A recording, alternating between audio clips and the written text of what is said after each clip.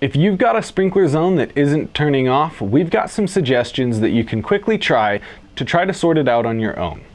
Or if you'd like professional help, go ahead and click the first link in the description or go to sprinklermaster.repair to find out if Sprinklermaster is in your area. We'd love to come and help you with any problems that you're facing with your sprinkler system. Before you do anything, make sure that your sprinkler timer isn't actually activating the zone.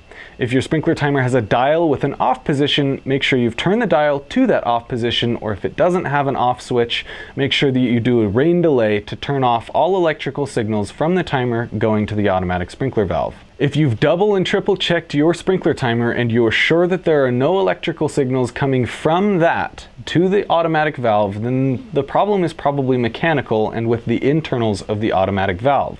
Luckily, these aren't super terrible to fix. The first thing you're going to want to do when a sprinkler zone isn't turning off is find out exactly which automatic valve in your yard is controlling that zone. While water is running, go to the different valve boxes in your yard and put your hand on each of them and see if you can feel which one has water running through it.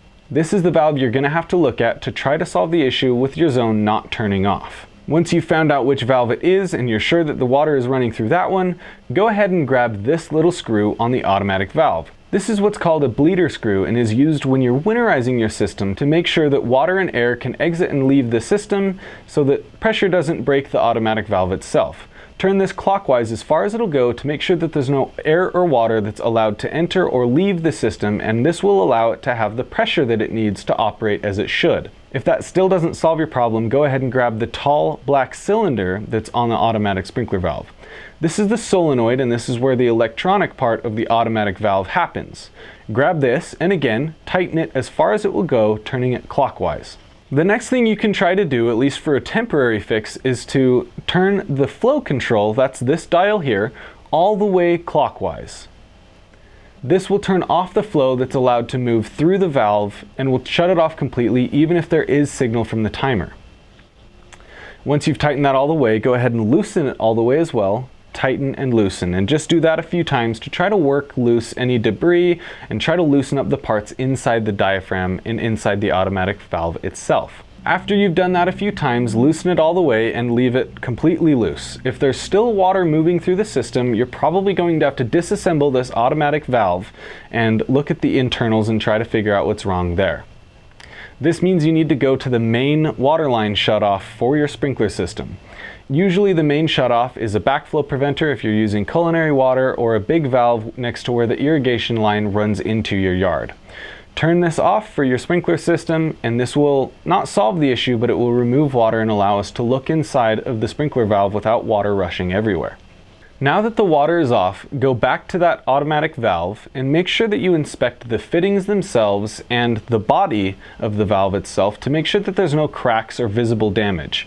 Double check that all of the fittings on the valve itself are actually tight. If they're leaking there, that could be the cause of your problem. Once you've done that, now we can disassemble the top end of this valve and make sure that the diaphragm is clear of any debris that's holding it open. To disassemble the top end, go ahead and take these screws on the top, take them out completely, and gently lift up, paying attention to what part goes where.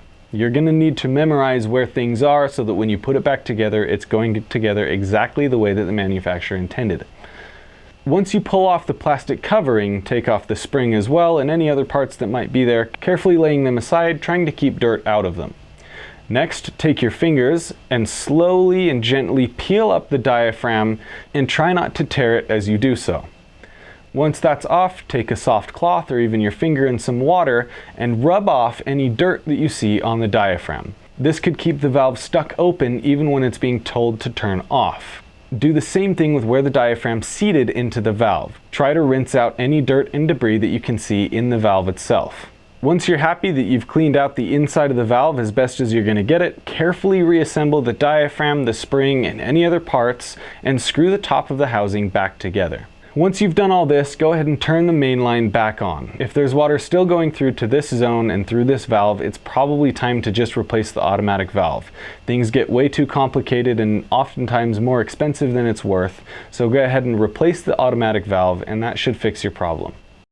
If you're still having problems with your sprinkler system after trying these tips, go ahead and visit the first link in the description or go to sprinklermaster.repair to get licensed professional help from Sprinkler Master. If you liked the video, go ahead and click the like button, and if you had a comment or a question or even a request for a video that you want us to cover, go ahead and comment below. We check them pretty often and we'd be happy to help you with any concerns or questions that you have.